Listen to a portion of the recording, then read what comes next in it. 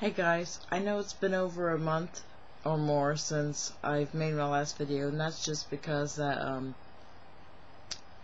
been really down and haven't had the urge to make a video, but thanks to Pete Dorr and Splatter Trigger and other people, I am well above 300 subscribers, and that's more than an incentive to make my videos again. So let's get started with this one.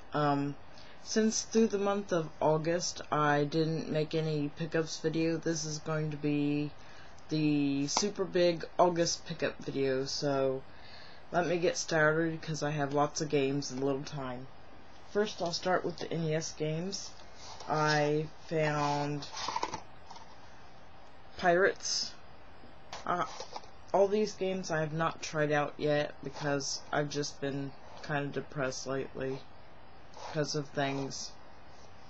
In the next game I got Chip 'n Dale Rescue Rangers. I let this game leave my sight once before when I was at the flea market, and I found it and I was like, ooh, there it is, so I picked it up right away. And next, at the flea market, they finally got in a whole bunch of PS1 games, and they go for $10 each. So one week I picked these three up, which were Mega Man Legends. I used to have this a long time ago, but one of my friends kinda conned me out of it and was like, I'll make it worth your while, and said he'd give me some stuff, but he never did. So I finally have Mega Man Legends back. And then I also got Mega Man Legends 2. Now, if you watched my PlayStation collection, you would see that I already had this. But the other one I had a Blockbuster security sticker over the disc, and the manual was not a manual, it was just only the front and back piece, I think. But this one is the entire manual. So I was happy to find both Mega Man Legend 1 and 2 at the same time. But this next game, I could not believe it was there for $10, and I just had to get it. Saga Frontier 2. I know Pete Dorr has said stuff about it, like it's the art style has watercolors and stuff like that, but I'll have to try it sometime. I don't know if I'll ever get around to it, but I'll have to try because it looks really neat. And then a week or two later, I went back and picked up these other three games that I thought were pretty good. Point Blank 2. I believe you have to use the gun con with this. And I do have one, in fact, because when GameStop was still called EB Games in my area, I picked up Time Crisis and the first gun con to play on it. And so I picked this one up because I thought it was rare, but I don't think it is, but it's still a fun game. Next up is Bloody Roar 2. I played the Bloody Roar for the GameCube, and I remember you transform into animals. It's a fighting game where you can transform into your animal self. And last, I remember playing a demo of this game a long time ago, and it's Medieval. At first, I thought it was Medieval 2 because I just glanced at it, and I thought the I and the L was like a number 2. But then when I got in the car and I seen it was the first one, I was really excited. And oddly enough, all the games from the flea market were look like they've never been touched, never been played. But the cases, you've probably seen how they were all nice. They were actually in horrible condition. So I had to switch out the manuals and the inserts to make the cases worthy for my collection. And these last two PS1 games I bought off of Twilight Halo for $70, which I believe was a good buy. I got Klonoa, Door to Phantom Isle. I really wanted this for my collection, but I wasn't going to spend the outrageous amounts on eBay for it. And plus, I still do want to get the GameCube one because it's Klonoa after all. And yeah, Klonoa. And I also got Star Ocean, the second story. Yes, I do have Star Ocean 1 and 2 on PSP, but I just need to expand my PS1 collection quite a bit, because when the PS1 was out, I wasn't really buying for it. I was mainly getting for the Nintendo 64, I believe, and I just wasn't really into games quite that much back then. Okay, let's see.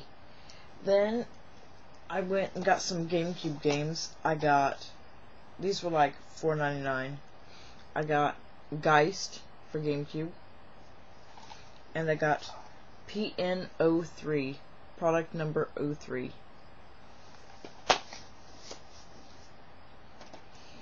And then for the PlayStation 2, I had this pre-ordered, Mana Khemia 2, Fall of Alchemy. This is the collector's edition.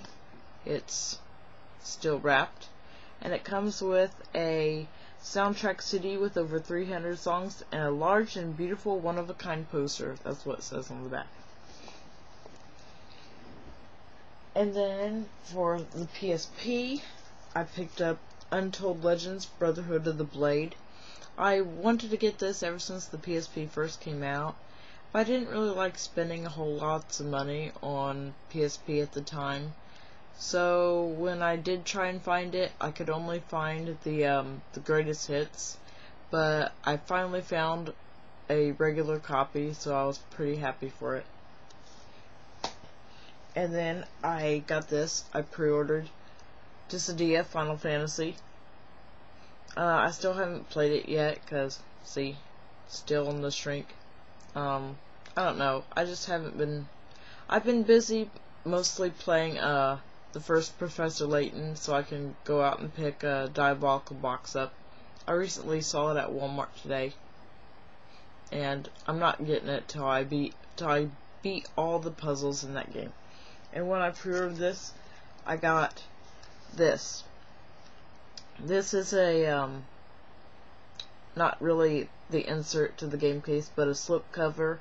The next to last game I picked up was Mirror's Edge. I heard lots of good things about it, and I just decided to pick it up. I picked it up brand new because I couldn't find it used, but since it was only $20, I figured, what the heck, it's a good price, and I've heard it's a good platformer. Now, the last game I have, and everybody's probably played and beaten already, but I got Batman Arkham Asylum. And as you can see from the box, it's very different. That's because this is the collector's edition with a bonus disc. And to prove, and if that's not proof enough, that I got the collector's edition, here's the collector's edition. Now,